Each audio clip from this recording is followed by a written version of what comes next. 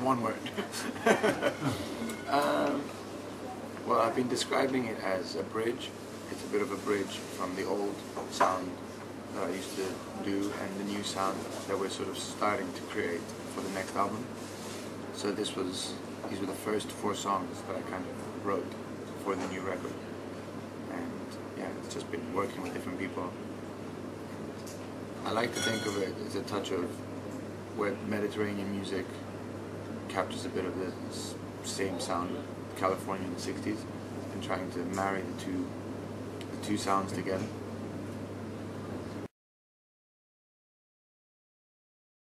I was shocked, but I was also very happy because there's been just a lot of people working very hard on it, and it's nice because it's the first. I put it out under my own label, so it was a really nice feeling.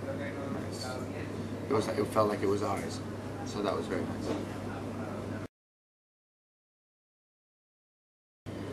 I changed my mind because the irony was the minute I tried to walk away from music, I couldn't stop playing. I couldn't stop writing. So that's kind of the irony of it. What kept me in music was music. I kind of had enough. I'd done 2 albums. I was a bit tired of the music business. I was just the game and what comes with it. And then I just realized there was a whole other way that I could do it. So I decided to just be a lot more in control of what was happening. And so far it's been great.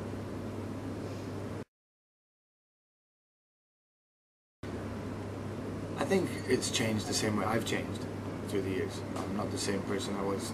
I think my first album was 7 years ago.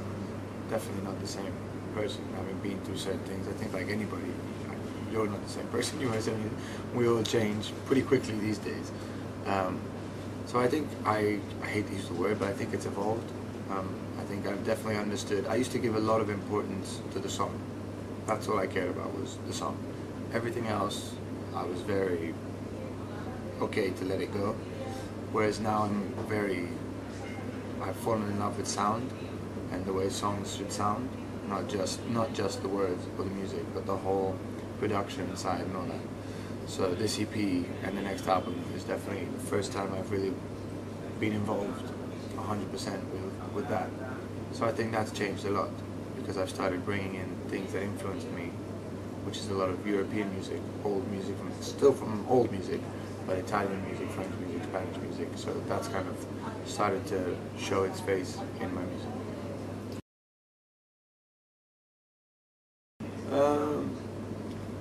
Well, other music is always a very big source of inspiration. Other people, other artists. But with every record, every album is different. It's kind of, every album has always, it's like a photo album. I always think that songs are a bit like I like songs to be like photographs, where they capture a time and a place and a moment. And so I think they always just kind of come from whatever I'm going through. Or not necessarily what I'm living, but what I'm seeing, even from what's going on in the world. Sometimes just watching the news, seeing something that I don't like or I do like, can inspire something to come up. And traveling is a big reason for being inspired, because I think when you travel you're a bit vulnerable because you don't really belong to where you are. So you have this kind of gift where you're safe when you're a traveler, because you're never part of it. You're always kind of just passing through it. Sometimes it's like people don't see you, so you get to feel and see certain things that otherwise you wouldn't. So traveling is definitely very important.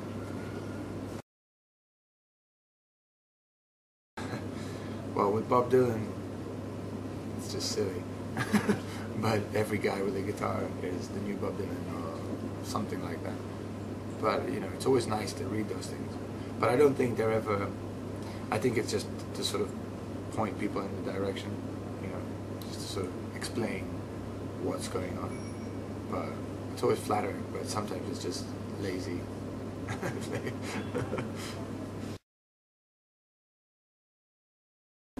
Well, Simon and Garfunkel and Bob Dylan definitely are a big part.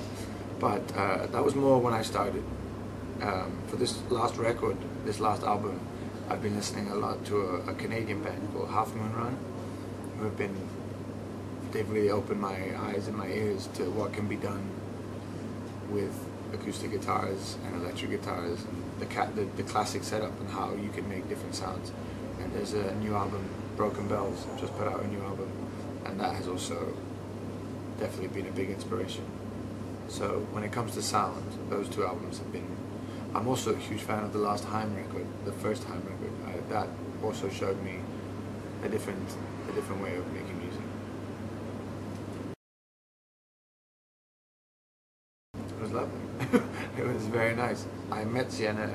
I saw her sing for the first time in this bar in London, and she just sang this song a cappella with no music. She just sang These Boots by Nancy Sinatra.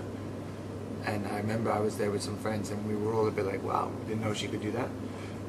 And then we actually met a couple of weeks later at a friend's wedding, and we just ended up having a party and hanging out, and she could sing. She was singing all these Bob Dylan songs perfectly. She knew all the lyrics to all these really obscure Dylan songs. And then we were just chatting and joking and sort of singing together, and we were discussing this idea about doing a duet, but then we were both a bit cautious about it, because it could have been quite dangerous, you know, quite silly, just setting ourselves up to be destroyed. So we weren't going to do it. And then I decided to write a song for that purpose, because I didn't want it to be like a collaboration. I wanted it to be a bit of an old-fashioned duet of, you know, man and woman, guy and girl, boy and girl, talking about the fine line that there is between loving somebody and hating somebody. And I think we were both going through that sort of experience of not knowing whether you hate somebody or love them. You can't make your mind up. And so she came in, and in a matter of hours, she killed it, so it was great.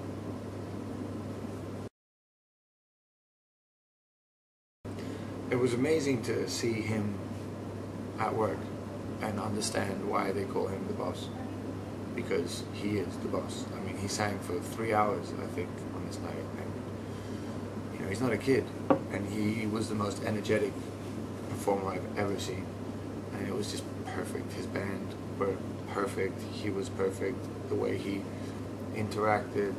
I mean, from the first song he sang sounded like it was the last song he was ever going to be able to sing in his life.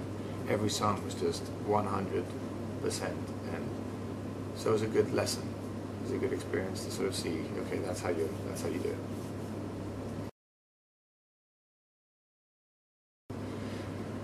It was kind of surreal, because it happened very quickly. I got asked the day before. Somebody phoned me and said, listen, because we were playing in London that night, and they said, do you want to be in Paul McCartney's video?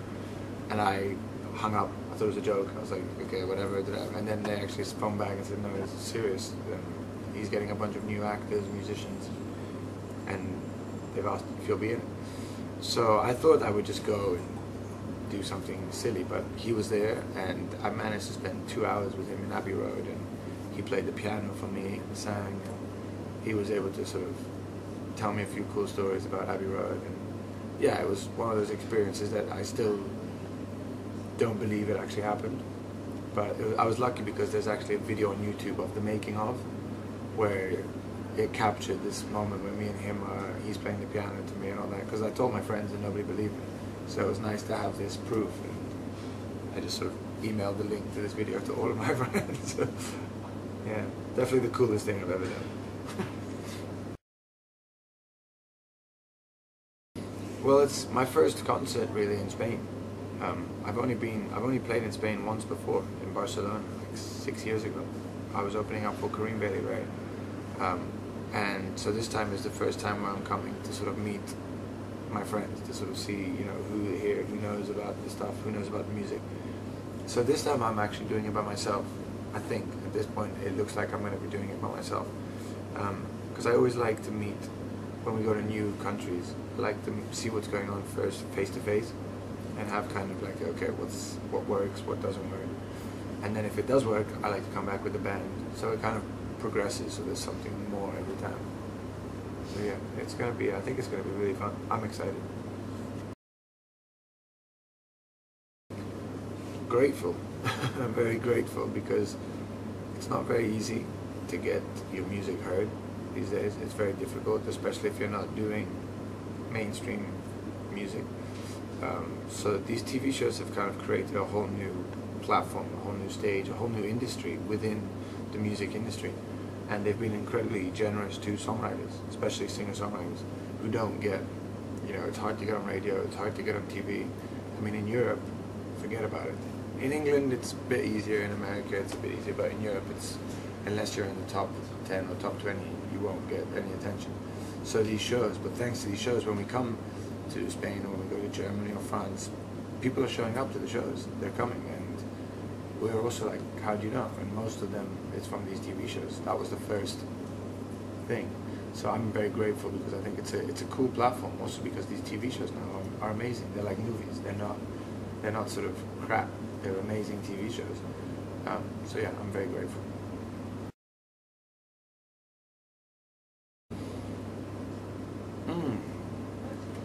That's a good question.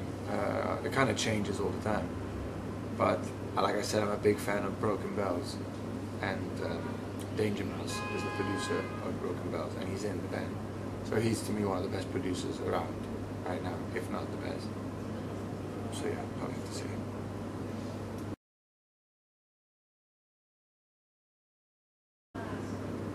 Well, I'm a big Johnny Cash fan, so I would have loved to have done anything of his, anything with him. I mean, I do sometimes play one of his songs. Yeah, probably anything with Johnny Cash.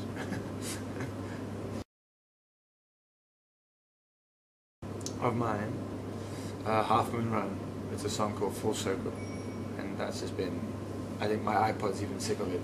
Now when I put it on, I think my iPod's going to start saying, are you sure you want to hear this again? But the Haim album as well is nicely burnt. I definitely burnt that one out. That's my kind of guilty pleasure. That would be an amazing collaboration, actually, if I could choose it. Smiley face. I'm the most boring person. Any text message, email, or WhatsApp or Twitter, my friends get annoyed with me because I answer if somebody sends me a text message, I just answer smiley face. So, also because with a smiley face, sometimes when you write stuff, it comes across the wrong way because you're writing it.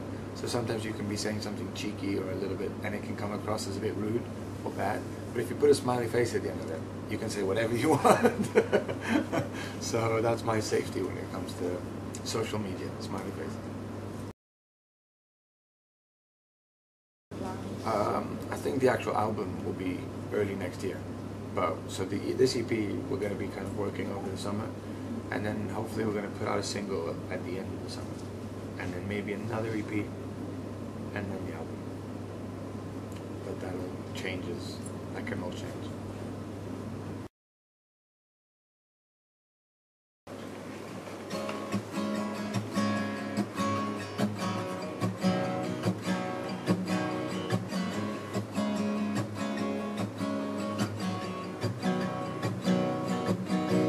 Summertime, everywhere I turn tonight looks like paradise, hidden in your eyes. Lightning strikes anywhere and sometimes twice. I'm so happy now, happy we survived. All the little pieces keeping us together, tearing us apart. All the little seeds leaving us forever, buried in our hearts. And I wanna go taking your home, sweetheart, for home you, unless you want me to.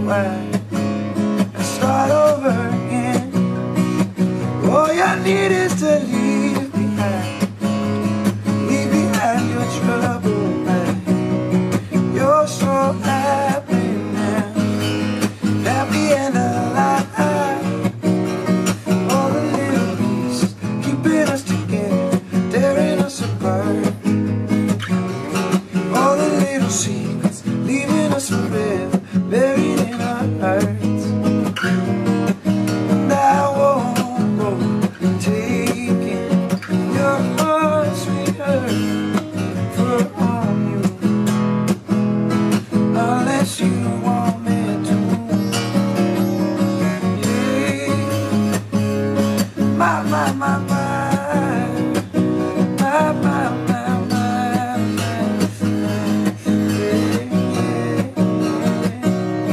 oh, the little bees keeping us together, tearing us apart. All the little secrets leaving us forever, buried in our hearts. And I walk up, taking your home, sweet word from on you, unless you want me to. Summertime, and everywhere I turn tonight, I'm so happy now, happy we survived.